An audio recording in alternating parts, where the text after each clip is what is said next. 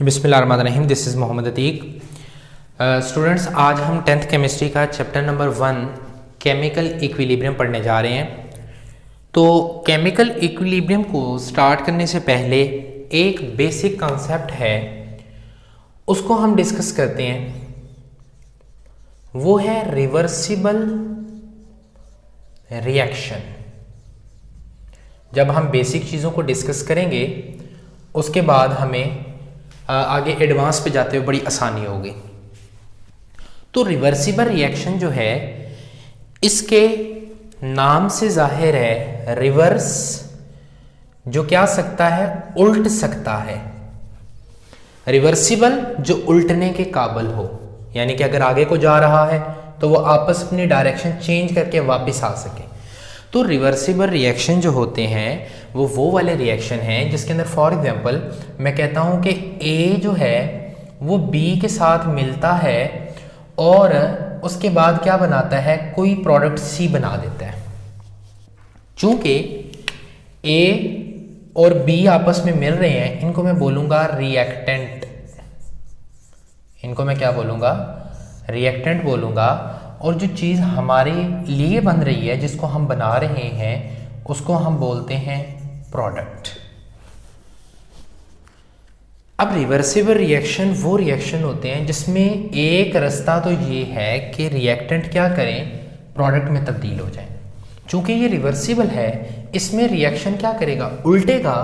यानी कि रिएक्टेंट मिलके क्या बनाएंगे, प्रोडक्ट, और प्रोडक्ट मिलके क्या बना देंगे, वापस रिएक्टेंट बना देंगे। तो इस तरह के रिएक्शन को हम क्या बोलते हैं, रिवर्सिबल रिएक्शन बोलते हैं। आधा हाफ एरो लगाना है। अच्छा, कई बच्चे क्या करते हैं, वो गलती करते हैं, कुछ यूं का एरो लगा देते हैं कि जी आगे भी जा रहा है पीछे भी जा रहा है। तो ये वाला एरो इस रिएक्शन के लिए गलत है। ये जो होता है, ये रेजोनेंस स्ट्रक्चर हायर लेवल पे जब हम केमिस्ट्री पढ़ते हैं तो ये रेजोनेंस स्ट्रक्चर के लिए इस्तेमाल होता है। तो आपने गलती से भी ये वाला एरो नहीं लगाना। ये वाला एरो आप लगाएंगे जिसमें हाफ एरो ऊपर की जानिब और हाफ एरो जो है वो नीचे की जानिब होगा। तो वो रिएक्शन जिसमें रिएक्टेंट मिलके तो प्रोडक्ट बनाते हैं और प्रोडक्ट मिलके दोबारा क्या बनाएंगे, रिएक्टेंट बनाएंगे, उसको क्या बोलेंगे आप, रिवर्सिबल रिएक्शन है। आप इसके बारे में किसकी बड़ी इंपॉर्टेंट नोट कर लें, बल्कि इसको, ये बहुत इंपॉर्टेंट इसकी प्रॉपर्टी है। Such kind of reaction, such kind of reactions never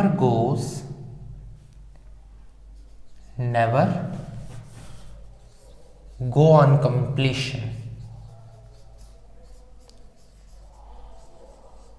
वो कहता है कि ये जो रिएक्शन जिनको हम रिवर्सिबल रिएक्शन कहते हैं, ये रिएक्शन कभी भी मुकम्मल नहीं होते, ये हमेशा नामुकम्मल रहेंगे। क्यों? क्योंकि देखें ना, रिएक्टेंट मिलके प्रोडक्ट बनाया है, प्रोडक्ट दोबारा मिलके रिएक्टेंट बनाते हैं। इसकी मिसाल ऐसे ही है कि मैं आज एक मकान बनाने के लिए आज एक मैं दीवार खड़ी करके गया हूँ, आप कल आके उसको तोड़ दें, मैं फिर उसको बनाऊंगा, फिर आप तोड़ दें, फिर मैं उसको बनाऊंगा, फिर आप तोड़ दें।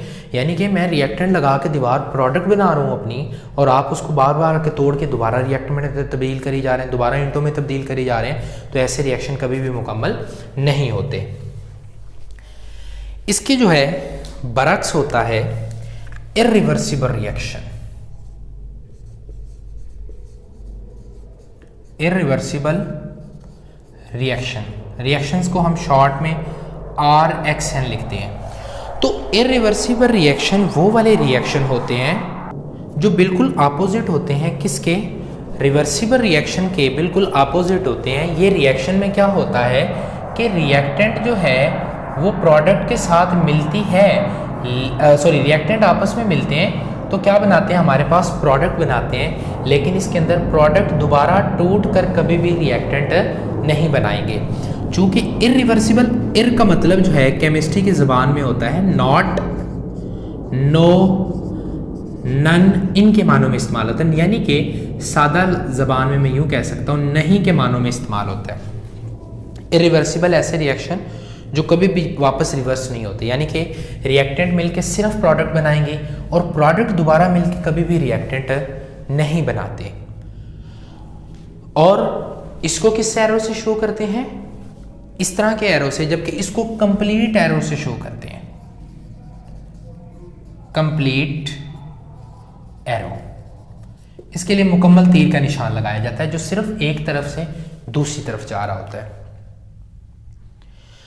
तो इसकी बेटा मैं जनरल एग्जांपल से इसको जो है मैं मज़ीद एक्सप्लेन करता हूँ। हम कहते हैं SO2 जो है मालिक्यूल वो O2 के साथ मिला, ये रिवर्सिबल रिएक्शन होगा, और उसने बनाया SO3, यानी कि सल्फर डाइऑक्साइड क्या मिलेगा, ऑक्सीजन के साथ मिलेगा और उसके बाद क्या बना देगा, हमारे पास सल्फर ट्राइऑक्साइड बना देगा। तो इक्वेशन को मैं यूँ बैलेंस करता हूँ, इसके पीछे मैं 2 लगा देता हूँ, इसके पीछे मैं 2 लगा दूंगा, 3 2 6 और 6, ये इक्वेशन बैलेंस होगी। अब ये जो रिएक्शन होता है वो होता है विनेडियम V2O5 विनेडियम पेंटाऑक्साइड की मौजूदगी में 450 डिग्री सेल्सियस टेम्परेचर होता है, 200 जो है एटमॉस्फेरिक प्रेशर होता है, ये आपने याद रखना है। अब स्टार्ट के अंदर क्या होता है, यानी कि अभी रिएक्शन शुरू हो रहा है, हमने सिर्फ रिएक्टेंट्स को भी ऐड किया है, तो रिएक्टेंट क्या करेगा, ये वाला रिएक्टेंट इसके साथ टकराएगा और ये दोनों आपस में टकराने के बाद क्या बना देंगे, प्रोडक्ट बना देंगे। ये मैं इब्तदाई वक्त की बात कर रहा हूँ, जब सिर्फ और सिर्फ रिएक्शन के अंदर मैंने रिएक्टेंट ही डाले हैं। तो शुरू के अंदर जो है वो प्रोडक्ट हमारे पास ज़ीरो होगी। जब मैं जैसे मैं अभी ऐड ही करूँगा तो अभी तो रिएक्ट नहीं ना करेंगे, अभी तो मैंने सिर्फ ऐड किया है। जब मैं इनको ऐड करूँगा तो ये क्या बनेंगे, प्रोडक्ट शुरू में ज़ीरो होगी, लेकिन with the passage of time Aahista Aahista ये आपस में रिएक्ट करेंगे और SO2 SO3 की जो है वो मिकदार में आहिस्ता आहिस्ता क्या हो जाएगा, इजाफा होगा, जबकि इनकी मिकदार के अंदर क्या होगी, कमी होगी। क्यों? क्योंकि ये मिल के रिएक्ट करके ये चीज़ बना रहे हैं ना, तो इनकी मिकदार क्या होगी, कम होगी, और इसकी आहिस्ता आहिस्ता मिकदार क्या होती जाएगी, ज़्यादा होती जाएगी। अब हमारे पास क्या होगा कि जब इसकी मिकदार ज़्यादा होगी, इनकी मिकदार कम होगी, तो एक वक्त आएगा कि ये क्या करेगा, थोड़ी देर बाद ये टूटेगा, इसमें दोबारा तब्दील हो जाएगा। रिवर्सिबल रिएक्शन है ना, SO3 टूट के इसके अंदर तब्दील हो जाएगा। और जब यही स्टेट रहेगी तो एक वक्त आएगा कि जितना, अब देखो ना, ये चूंकि रिएक्टेंट मिलके प्रोडक्ट बना रही हैं, तो इस तरह के रिएक्शन को मैं बोलूँगा फॉरवर्ड रिएक्शंस। ऐसे रिएक्शन जो आगे की तरफ जा रहे हैं, और वो जो पीछे वापस आ रहा है उसको मैं बोलूँगा बैकवर्ड रिएक्शन, बैकवर्ड रिएक्शंस, या इसको रिवर्सिबल रिएक्शन भी कह सकते हैं।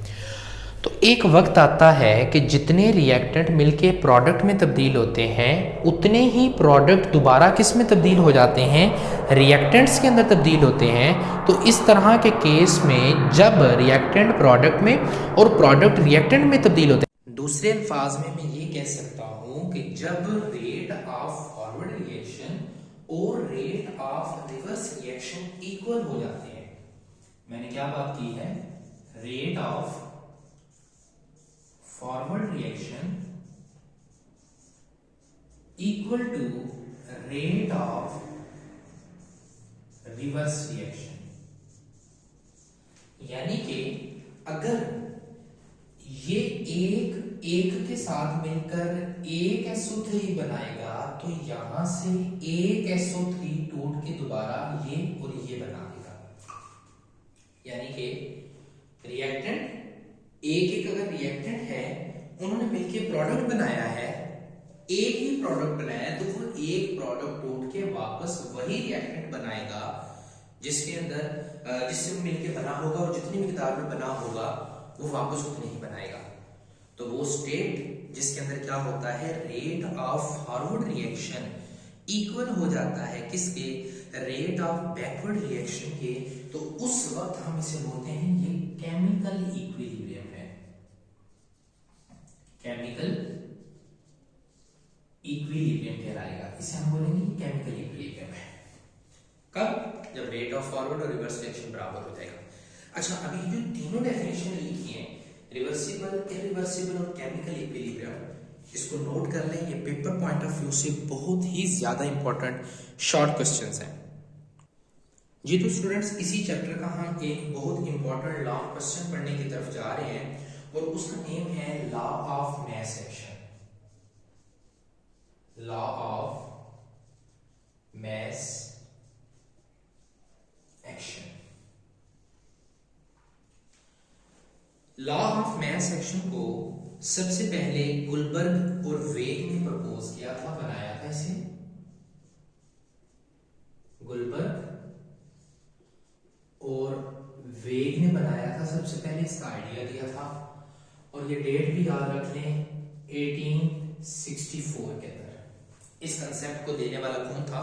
गुलबर्ग और वेग। गुलबर्ग और वेग के मुताबिक इसकी डेफिनेशन थी the rate at which substance react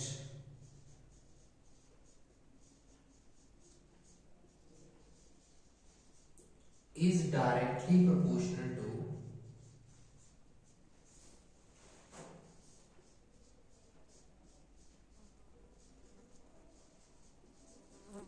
its active mass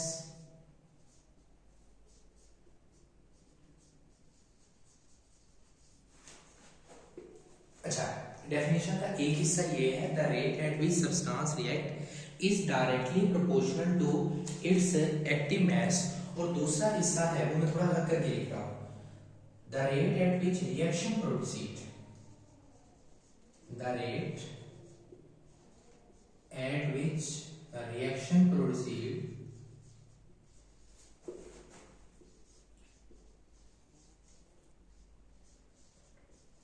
is directly proportional to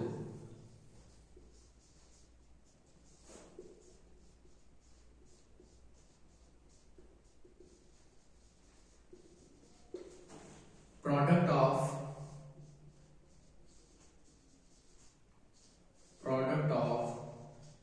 concentration of reactant। अच्छा, ये बहुत इंपॉर्टेंट डेफिनेशन है, इसको थोड़ा सा आपने बड़े ध्यान से समझना है। डेफिनेशन के पहले हिस्से के अंदर वो कहता है the rate at which substance react is directly proportional to its active mass. Active mass को हम मोलर कंसंट्रेशन भी कहते हैं। एक्टिव मास को हम क्या कहते हैं? मोलर कंसंट्रेशन भी कहा जाता है। वो कहता है कि वो रेट जिसके ऊपर कोई चीज रिएक्ट करती है, रिएक्ट से मुराद ये नहीं है, रिएक्ट से मुराद है कि ए चीज है वो बी के साथ जितनी स्पीड के साथ टकराएगी। यहां पर इसका ये मतलब है कि ए बी के साथ जितनी स्पीड के साथ टकराएगा या जितनी जल्दी टकराएगा, that depend upon to its concentration. वो उसकी कंसंट्रेशन यानी कि एक्टिव मास पर डिपेंड करता है। फॉर एग्जांपल, एक कमरा है, उसके अंदर 5 बंदों की गुंजाइश है। आप उसके अंदर अगर एक बंदा खड़ा कर दें तो वो अमूमन रिलैक्स खड़ा रहेगा, जबकि अगर आप उसके अंदर जो है वो 2 बंदे खड़े कर दें तो उनके आपस में टकराने के चांस थोड़ा सा बढ़ जाएगा।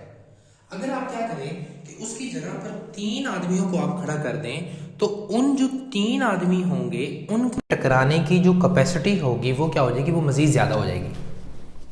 वो क्या हो जाएगी? मजीद बढ़ जाएगी। उन 3 आदमियों के टकराने की कैपेसिटी और बढ़ जाएगी। अगर आप उसके अंदर 5 ही आदमी भर दें तो वो क्या करेंगे? वो एक भी अगर हिलेगा तो वो 2-3 तक उसका असर जाएगा। यानी कि आदमी बढ़ाने से, आदमियों की कंसंट्रेशन बढ़ाने से, आदमियों की एक्टिव मास बढ़ाने से, उनका एक्टिव मास बढ़ाने से उनके आपस में टकराने का जो स्पीड थी वो बढ़ गई। तो यही मतलब है the rate at which the substance react is directly proportional to mass. जिस चीज़ से जिस स्पीड से 2 चीज़ें आपस में रिएक्ट करेंगी वो उनकी कंसंट्रेशन के ऊपर डिपेंड होगा, लेकिन रिएक्शन पे डिपेंड नहीं करेगा। अब दूसरा डेफिनेशन का हिस्सा है, वो कहता है कि जब ये आपस में टकरा के प्रोडक्ट सी बनाएंगे वो असल में रिएक्शन का हिस्सा है, वो असल में रेट ऑफ रिएक्शन है। And the rate of reaction या reaction proceed is directly proportional to, वो बिल्कुल डायरेक्टली प्रोपोर्शनल किसके? Product of. अच्छा, प्रोडक्ट मैथ के अंदर ना मल्टीप्लाई को कहते हैं। For example, A multiply B का मतलब है ए बी का प्रोडक्ट है, ठीक है। तो rate at with reaction proceed is directly proportion to product of concentration of reactant. तो वो रिएक्टेंट की कंसंट्रेशन के ऊपर डिपेंड करेगा और उनके हासिल ज़र्ब के यानी कि उनके प्रोडक्ट के ऊपर डिपेंड करेगा। तो यहाँ तक बात क्लियर हो गई है। अब हम इसकी जो है वो मैथमेटिकल डेरिवेशन करते हैं। आप ज़रा डेफिनेशन को नोट कर लें। जी तो बच्चों मैंने कोई मोल लिया, रिएक्टेंट लिए ए, वो टकराया बी के साथ, उसने हमें क्या दिया, कोई प्रोडक्ट सी दी और प्रोडक्ट डी दी। अब ए की जो तादाद थी उसके ए स्मॉल ए, बी की स्मॉल बी, सी की स्मॉल डी, सी और डी की स्मॉल डी। ये जो है ए रिएक्टेंट है, ये जो स्मॉल ए है ये उसके पीछे क्या है, नंबर ऑफ मोल है, यानी कि उसके नंबर ऑफ मोल यानी कि उसकी तादाद है। इसी तरह बी रिएक्टेंट है, उसकी तादाद, सी प्रोडक्ट है, उसकी तादाद, डी प्रोडक्ट है, उसकी तादाद। तो अकॉर्डिंग टू डेफिनेशन क्या था, the rate at which substance react is directly proportional to its concentration, यानी कि ए और ए की कंसंट्रेशन। इसी तरह जो है आपके पास आ जाएगा बी और बी की कंसंट्रेशन। ये क्या होगा, rate of forward reaction, rate of forward reaction, जिसमें रिएक्टेंट मिलके प्रोडक्ट बनाएंगे। और रेट ऑफ बैकवर्ड रिएक्शन क्या होगा, जिसके अंदर प्रोडक्ट टूट के दोबारा क्या बनाएंगे, रिएक्टेंट बनाएंगे। तो मैं इसको लिखूंगा रेट ऑफ बैकवर्ड रिएक्शन। ये दोनों एक दूसरे के डायरेक्टली प्रोपोर्शन है, C और C की ताकत C और D होगा तो D की ताकत D। अच्छा, इसको ऐसे भी याद कर सकते हैं। अब देखिए ना, हम स्टूडेंट हैं तो स्टूडेंट की जो पीछे ताकत होती है वो उसके माँ बाप होते हैं, और माँ बाप तो पीछे होते हैं ना हमारी, वो सपोर्ट बन के रहते हैं, तो वो उसकी पावर बन जाती है, वो उसकी ताकत बन जाती हैं पेरेंट्स। इसी तरह बेटा ए है तो ए के पीछे उसकी ताकत है, इसको उसकी ताकत बना दें। बी के पीछे उसके पेरेंट ही मौजूद हैं, वो क्या हो जाएंगी, उनकी ताकत। सी के पीछे उसके पेरेंट, डी के पीछे उसके पेरेंट, फोन की क्या बनेगी, पावर बनेगी, और वो इसको ऐसे आपने ऊपर लिख देना है। हमें पता है कि जब हम प्रोपोर्शनैलिटी कांस्टेंट को ख़त्म करते हैं, प्रोपोर्शनैलिटी को ख़त्म करते हैं तो कांस्टेंट लगाते हैं। चूँकि ये रेट ऑफ फॉरवर्ड रिएक्शन है तो इसके लिए मैं को कांस्टेंट के लगाता हूँ, साथ स्मॉल एफ लगाऊंगा, यानी कि के एफ हो जाएगा और प्रोपोर्शनैलिटी ख़त्म होके ये ए बन जाएगा और ये बी बन जाएगा, ए की पावर ए, बी की पावर बी। इसी तरह हमारे पास जो बैकवर्ड रिएक्शन है हम इसको ऐसे लिख सकते हैं कि ये बन जाएगा के आर रिवर्सिबल रिएक्शन, और सी की कंसंट्रेशन उसकी पावर, डी की कंसंट्रेशन और उसकी पावर। सिर्फ क्या किया, प्रोपोर्शनैलिटी ख़त्म करके क्या लगा दिया, कॉन्स्टेंट्स लगा दिए। हमें पता है एट इक्विलिब्रियम, इक्विलिब्रियम में क्या होता है, rate of forward reaction is equal to rate of backward reaction. अभी स्टार्ट में पढ़ा है कि जितना फॉरवर्ड रिएक्शन होगा उतना रिवर्स रिएक्शन होगा। अब रेट ऑफ फॉरवर्ड रिएक्शन क्या है, रेट ऑफ फॉरवर्ड रिएक्शन ये आर एफ, उसकी वैल्यू क्या है हमारे पास, के एफ। तो मैं इसकी जगह पे वो पुट कर देता हूँ, के एफ ए की कंसंट्रेशन ए, बी की concentration B is equal to है के आर, सी की कंसंट्रेशन सी और डी की कंसंट्रेशन हमारे पास क्या हो जाएगी, डी हो जाएगी। अब ज़रा ये देखें कि ये एक दूसरे के साथ मल्टीप्लाई हो रहे हैं कांस्टेंट, कांस्टेंट मैं एक साइड पे इकट्ठा कर देता हूँ, मैं इसे लिख देता हूँ के एफ बाय के आर इज इक्वल टू है, ये सी आपके पास होगा, सी की कंसंट्रेशन सी और डी की कंसंट्रेशन और उसकी पावर, इसी तरह ए है उसकी कंसंट्रेशन और उसकी पावर, और इसी तरह हमारे पास बी है तो उसकी पावर। अब ये जो कांस्टेंट है इसको हम कहते हैं इक्विलिब्रियम कांस्टेंट। क्या कहते हैं, इक्विलिब्रियम कांस्टेंट, और उसका जो सिंबल है वो हम क्या यूज़ करते हैं, के सी। पेपर में इसका जो क्वेश्चन आता है वो आता है कि define law of mass action and drive this expression, ऐसे भी पूछ लेता है, या पूछ लेता है कि define law of mass action and right it's mathematical treatment. तो इसकी आप हेडिंग ऊपर दे के लिखेंगे मैथमेटिकल ट्रीटमेंट।